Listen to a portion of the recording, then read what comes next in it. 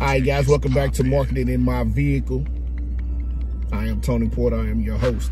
Check this out. The very first video I did for Marketing in My Vehicle, I broke down the 4 core areas that you need to know in order to get your business up and running for 2021. Correct? Correct. In this video, we're going to talk about the very first core one, and that's registering with the Secretary of State. Alright, y'all come on back, man. These videos is gonna be short. I want to get to the point and get you out. You don't need to drag them out. Come on back. All right, check this out real quick. I told you these videos are gonna be short.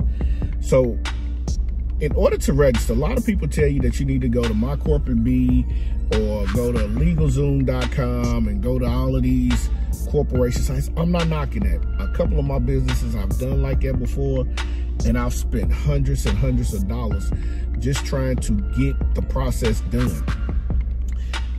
And then there's other fees that come with that, because they could tell you that your registration fee is $40 with the state, but a processing fee is another $40, and then you have to have a registering agent. That's another $40 to $50.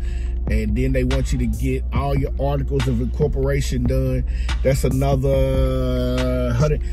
Right now, you're probably up to $150, $200. When you can go, I know in the state of Kentucky, you can register a business for $40, $40, 2 dubs, 20, 2 tens, 20, a 10, 2 5s, 20. I'm just playing, man. But anyway, you can register a business for $40, all right? All you do is go through and just answer the questions.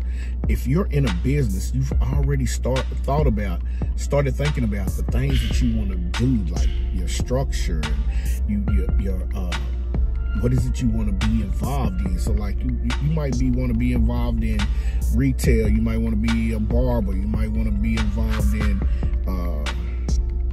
microbrewery. All of that is great to be involved with, but when you're doing your thing, research it first. Get your structure down, then go register before you start doing any type of products. So I'll give you a prime example. And here's another reason why you register with the Secretary of State. Before I give you an example, when you go to register with the Secretary of State and you start to get every part that we talked about in the first video, when people start to search you, because that's what people do in this day and age, they will search you. People want to know, are you a legitimate business? Because if you're a legitimate business, then they will do business with you.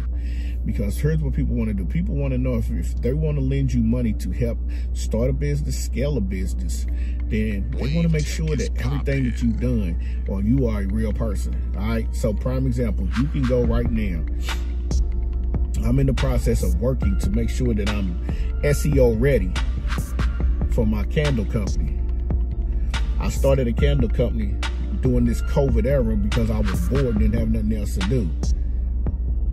You know, I was doing something to take my mind off of what I was doing over here. I'm in the process of retiring, and I said I didn't want to go back to work. So the whole time I've started several different businesses. I've started affiliate marketing, which is very, very profitable. But then I started a candle company. Now, my candle company's name is Wicked Artistry Candle Company. So SEO, trying to get SEO ready, but I am registered with the state of Kentucky. I'm registered with Dun & Bradstreet. I have my EIN number. And guess what? Pretty soon, you will be able to Yelp me, Reddit me, Google me, and see that I am a legitimate business.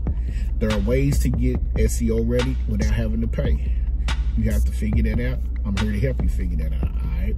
So that's what I wanted to talk about. That's what I wanted to get across. I wanted to make sure everybody understood that. First step is to go register with your Secretary of State. You don't have to spend a ton of money to get your business ready, all right? Now, you just have to do a little research. I always remember, starting a business is the hardest part is taking action. The idea, that's anything. There's a $1 million idea, but if you take $1 million actions, that's where you get to your $1 million. I'll see y'all in the next video.